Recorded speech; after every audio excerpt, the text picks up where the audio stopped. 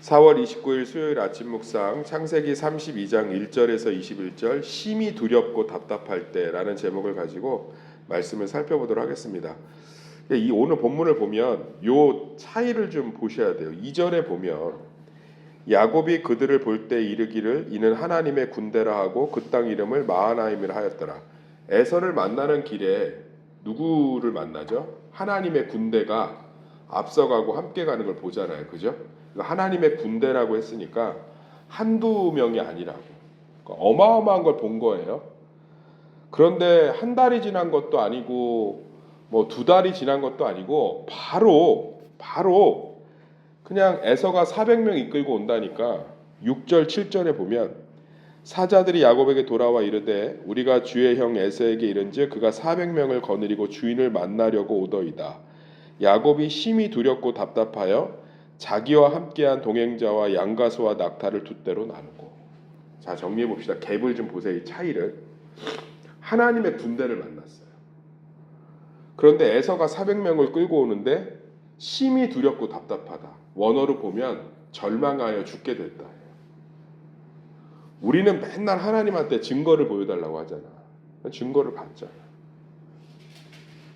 근데 한 달이 지난 것도 아니고 일주일 그냥 바로 소식 듣자마자 무너져요. 야곱이. 이 본문을 통해서 하나님이 하고 싶은 메시지가 있어요. 그러니까 우리가 이거를 온전히 받아들일 때 우리가 하나님의 역사하심 가운데 있음을 다시금 회복할 줄 믿습니다. 한번 잘 묵상해 보세요.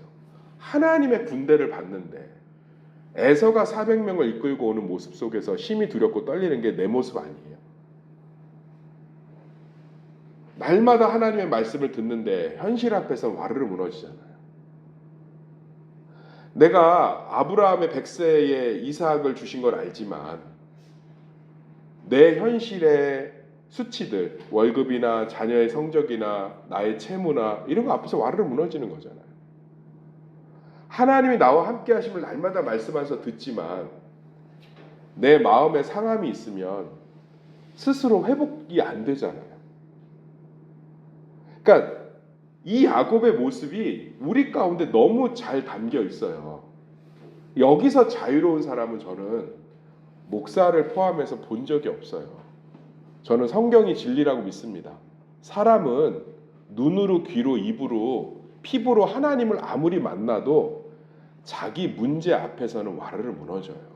그게 사람의 연약함이에요. 목사님 어떻게 그렇게 확신해요? 모든 기독교인들 만나보셨나요?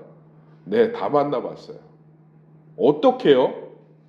예수 그리스도가 모든 인류를 대표하는데 만약에 사람이 하나님의 군대를 보고 말씀을 들어서 마음을 다잡을 수 있는 힘이 우리 안에 있었다면 예수님이 십자가에 오셔서 자기 죄로 죽으시고 우리와 하나님 사이를 회복할 필요가 없어요.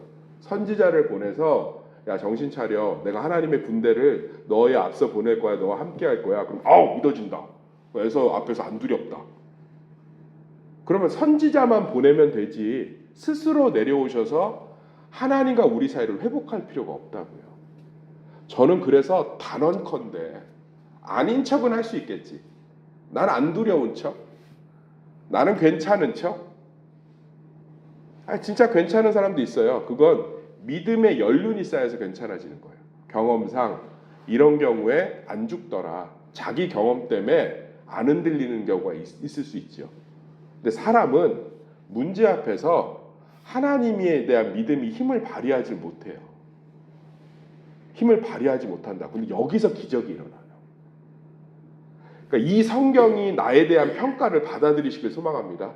그래서 저는 맨날 말씀 복음 얘기하지만 목사니까 권면하죠.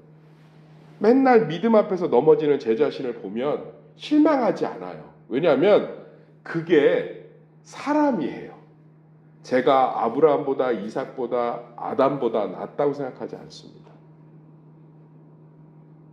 자, 아브라함은 하나님의 언약을 받은 자인데 얼마나 많이 넘어져서 하갈을 통해 이스마엘을 낳으려고 하고, 이삭은 하나님의 말씀을 들었음에도 에서를 차별해서 이 사단을 만들고, 제가 질문 한번 할게요. 우리가 성경의 인물들보다 더 낫나요? 사랑하는 성도님들, 내 문제 앞에서 믿음은 힘이 없어요. 그래서 우리가 할 수 있는 건 야곱의 짓거리밖에 없어요. 그게 뭐냐면 머리 쓰잖아요. 이제 막 두 대로 나누고 세 대로 나누고, 그래 안 그래요? 그리고 이제 안 되니까 뭐예요? 하나님 앞에 기도하잖아요. 몸부림치고 있는 거죠. 그런데 여기서 놀라운 게 뭐냐면 이 하나님의 보여주신 마하나임 군대는 하나님의 약속을 성취하고 있다는 거예요. 할렐루야. 야곱이 하나님을 믿었어요? 안 믿었어요? 안 믿었잖아요. 여기에 하나님을 믿은 장면이 어디 있어요? 목사님 여기 보니까 기도하네요. 야곱이 또 이르되 내 조부 아브라함의 하나님 내 아버지 하나님 이삭의 하나님. 기도해놓고서는 뒤에 바로 뭐예요? 에서를 위해서 나의 종 에서에게 바치는 예물입니다. 그러면서 막 10대를 나눠갖고 이제 계속 주잖아요.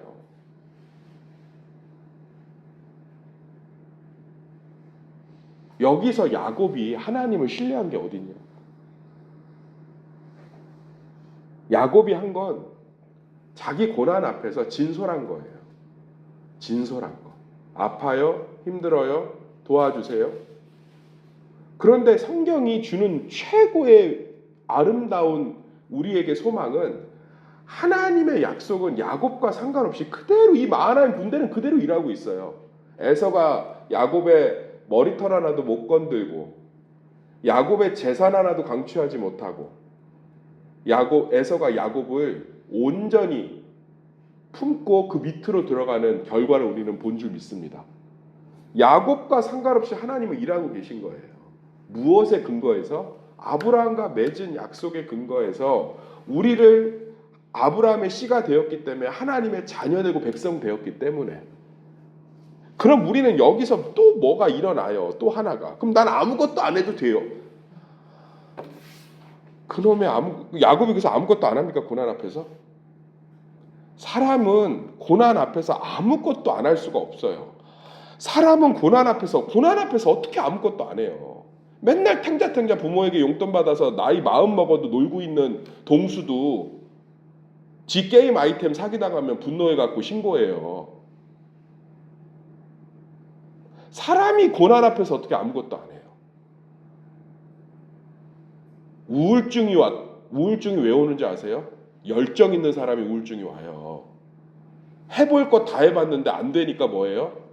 의지를 잃어버리는 거라고, 의지를. 그래서 우울증은 열심히 산 대가이기도 해요. 증거이기도. 격려해 주세요. 몸부림 쳤는데 안 되니까 우울증이 오는 거라고요. 살아보려고, 얻어보려고, 용납받아 보려고 최선을 다했는데 결과가 안 좋잖아. 그러니까 우울증이 오죠. 우울증은 열심히 살았다는 증거예요. 심리학적으로, 상담학적으로 정확한 진단이에요. 우리는 우울증이 우울한 사람들, 가만히 있고 소심한 사람들, 우울증 적극적인 사람들한테 훨씬 빨리 옵니다. 어떻게 목사님이 확신하세요? 엘리야 보세요. 850대 하고 이스라엘 백성들 하나도 안 변하니까 우울증 와갖고 죽여달래잖아. 자살한대잖아. 자살하면 지옥 가니까 하나님이 죽여달래잖아. 어떻게 설명할 거예요? 사랑하는 성도님들, 고난 앞에서 사람은 아무것도 하지 않지 않아요. 아멘? 그냥 하세요. 야곱처럼 괴로워도 하고 기도도 하고 방법도 찾고. 그런데 우리 안에 어떤 소망을 갖고 계세요? 나와 전혀 상관없이 하나님은 자신의 언약을 성취하십니다. 그럼 고난이 내 인격을 무너뜨리지 않고요. 고난이 내 관계를 무너뜨리지 않고요. 고난이 내 삶을 무너뜨리지 않고요. 고난이 내 몸에서 이상한 종양이 자라게끔 무너뜨리지 않는다고. 할렐루야. 이게 복음이에요. 다시 정리해 드릴게요. 야곱은 하나님의 군대를 받지만 그래서 뒤에 기분이 좋았어요. 그러니까 야곱이 꿈꿨던 건 뭐죠? 하나님의 군대를 받으니까 정탐꾼을 보내면 에서가 산산조각 났는데요. 덜덜덜 떨고 있습니다. 그런데 몇 명을 거느리고 온대요. 군대를 데리고 400명. 어떻게 이걸 인간이 연견지어요? 내가 방금 전에 본 하나님의 군대는 인간의 머리로는 에서가 작살이 났어야 돼요. 그래요, 안 그래요? 그런데 칼을 찬 400명을 데리고 달려오고 있대요. 인간이, 사람이 어떻게 내가 눈으로 보는 하나님의 군대와 칼을 차고 오는 형 앞에서 그걸 어떻게 일치시키냐? 인간은 그럴 수 없어요. 인간은 그럴 수 없어요. 믿음은 내가 죄인이라는 걸 받아들이는 것에서 출발하는 줄 믿습니다. 인간은 그럴 수 없어요. 그런데 그래서 하나님이 사람에 대한 기대가 없어요.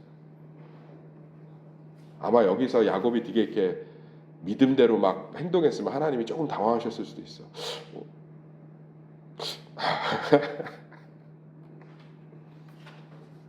근데 야곱 몸부림치잖아요. 그래서 저는 고난 가운데 몸부림치는 걸 저한테 갑자기 그래요. 뭐 고난 가운데 있다가 막 몸부림치고 괴로워하면 제가 믿음이 없죠. 그럼 제가 물어요. 언제는 있으셨어요? 그럼 되게 시험 들더라고요. 난 위로거든요. 우리가 언제는 믿음이 있었나요? 죽을 때까지 우리는 부족하대. 그럼 예수님은 아무것도 못하고 실패한 거야. 아무짝에도 쓸모없어. 십자가는. 완성했다는데 본인은 성령이 오순절날 오셔서 우리를 완전히 새로운 완성체로 만드셨는데. 할렐루야. 저는 그게 위로거든요. 목사님, 제가 고난 앞에서 너무 사부작거리죠. 아니 언제는 믿음이 있으셨나요? 그런데 하나님은 저도 고난이 오죠. 발광을 해요. 일기도 쓰고 혼자 막 부르짖기도 하고 강대상 그 위에 올라가서 혼자 널브러져 갖고 그냥 대자로 뻗어 갖고 난 안 할 거예요. 나 이제 나는 산속에 들어가서 도 닦을 거예요. 그리스도 막 이러고 있고 가족들한테 막 또 풀고 여기 쌍삼자 들어가고 뭐 집이 정리가 안 돼 있다느니 뭐 내 맘대로 되는 게 하나도 없다느니 뭐 반찬이 이게 뭐냐느니 뭐.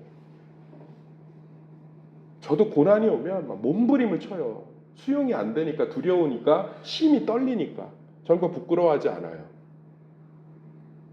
저는 믿음이 없어요. 그런데 하나님은 자신의 약속을 믿으세요. 아멘. 그래서 하나님의 구원 계획을 그대로 이루어 가십니다. 저를 향한.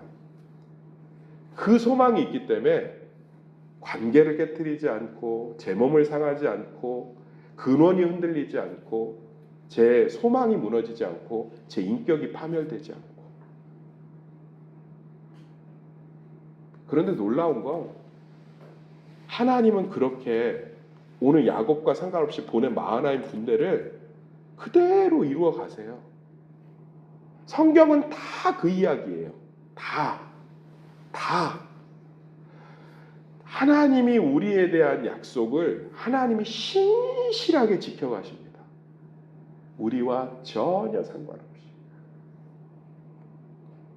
그럼 목사님, 고난 가운데 막 이렇게 기도하지 말아야 되나요? 고난 가운데 기도하는 게 제일 현명한 고난을 소화하는 방식이에요. 해보시면. 야곱처럼 이런 저런 사람의 방법들을 쓰는 것도 좋아요. 저는 좋다고 생각합니다. 그런데 보면 극심한 고난 가운데 제일 이 하나님에 대한 소망과 나와 상관없이 일하시는 하나님에 대한 안정감을 주는 건 기도밖에 없어요. 고난 가운데 그래서 우리는 하나님 앞에 기도하는 게 최고의 고난의 한복판을 지나는 안전장치예요. 할렐루야. 마음껏 부르짖고 마음껏 절망하세요. 마음껏 탄식하고 마음껏 두려움을 내려놓으세요. 야곱 보세요. 덜덜덜 떨면서 다 내려놓잖아요. 그런데 그건 놓치지 마세요. 하나님은 내가 두렵고 떨리고 넘어지고 주저앉는 모습과 상관없이 우리를 향한 자신의 계획을 온전히 성취하시는 줄 믿습니다. 그러면 이제 기도가 달라져요. 그런 하나님을 계속 경험하고 그 믿음 가운데 진짜네. 목사님 말씀이 맞았네. 그걸 경험하면 그때부터 놀라운 일이 벌어집니다. 고난이 왔을 때 나를 위해 기도하는 것보다 이제 이웃들을 위한 기도가 훨씬 많아져. 왜냐하면 내 문제는 누가 안고 계시니까. 야곱이 야복나루 이후에 자기를 위한 기도보다 자녀를 축복하거나 바로를 축복하거나 타인들을 향해 축복하거나 그게 되게 많아요. 이게 우리의 제사장 나라의 우리를 향한 목적의 성취예요. 할렐루야. 성숙한 교회는 개인의 기도 제목보다 지체와 이웃과 이런 기도 제목이 훨씬 많습니다. 저는 제 가정이나 제 삶을 위해서 기도하는 건 10%도 안 돼요. 거의 대부분 성도들의 기도고 교회 기도고 나라와 민족을 위한 기도예요. 그런데 저는 제 삶은 하나님의 축복 가운데 있는 줄 믿습니다. 왜냐하면 하나님이 나와 상관없이 책임져 가실 거기 때문에. 이게 놀라운 거예요. 이게 놀라운 거라. 이게 놀라운 거라. 사랑하는 성도님들, 마하나임의 군대를 본 야곱이 어떻게 행동했는지가 내 모습이라는 걸 받아들이시고, 그러나 하나님은 또 어떻게 야곱을 변함없이 구원하셨는지를 말씀 안에서 묵상하심으로 우리 삶에 하나님에 대한 소망을 하나님에게 근거를 두어서 놓지 않는 축복된 삶이 되시기를 예수 이름으로 축원합니다.